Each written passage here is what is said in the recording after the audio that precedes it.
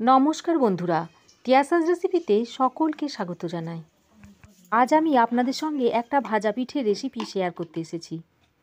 রেসিপিটা খুবই সাধারণ, যে কেউ এটা বানিয়ে নিতে পারবেন।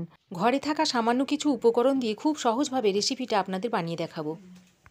তবে আসুন দেখে নেওয়া যাক এই পিঠের রেসিপিটা আমি কিভাবে বানাই।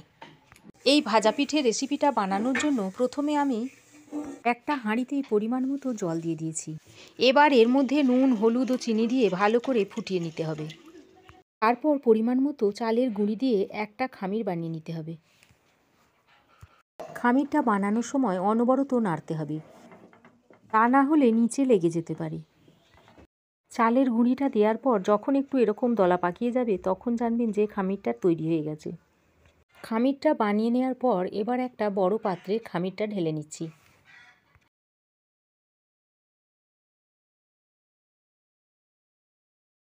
তারপর হালকা গরম থাকা অবস্থায় খামিরটা একটু ভালো করে মেখে নিতে হবে। হাতে সামান্য সামান্য জল লাগিয়ে খামিরটা ভালো করে মেখে নিতে হবে।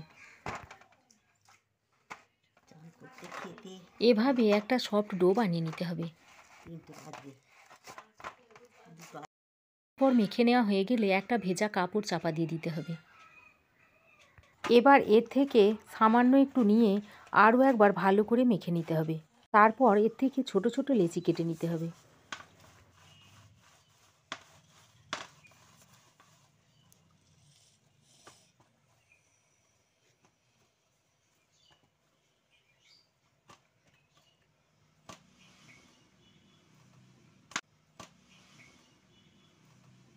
লেচিগুলো কাটার পর বলের শেপ দিয়ে নেবেন।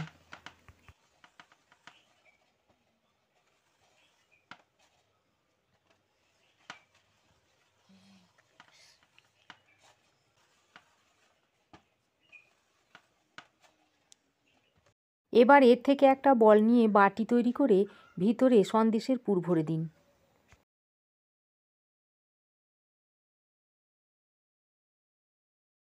তারপর পিঠের সাইডগুলো ঠিক এভাবে মুড়ে দিন।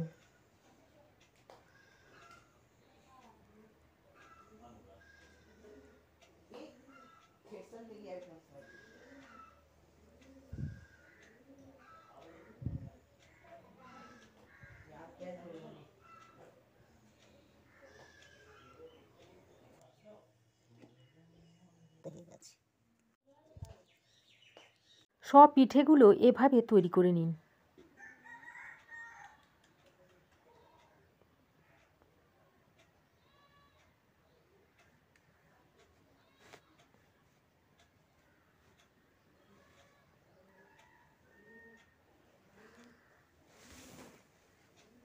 পিঠেগুলো তৈরি করা হয়ে গেছে, এবার ভেজে নেব।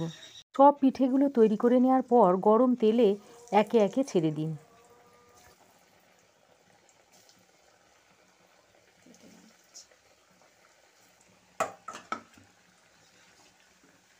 এবার উল্টে পাল্টে ভালো করে ভেজে তুলে নিন। সব পিঠেগুলো ভাজা হয়ে গেছে। আপনারাও বাড়িতে একবার এভাবে ট্রাই করে দেখতে পারেন। এই ভাজা পিঠের রেসিপিটা আপনাদের কেমন লাগলো অবশ্যই কমেন্টে জানাবেন। ভালো লাগলে লাইক ও শেয়ার করবেন, আর পাশে থাকা বেল আইকনটা অবশ্যই প্রেস করবেন। আমার চ্যানেলে নতুন বন্ধু হয়ে থাকলে প্লিজ চ্যানেলটা সাবস্ক্রাইব করার অনুরোধ রইল। আজ এ পর্যন্তই। আবার দেখা হবে নতুন কোনো রেসিপি নিয়ে নেক্সট এপিসোডে। সে পর্যন্ত ভালো থাকবেন, সুস্থ থাকবেন।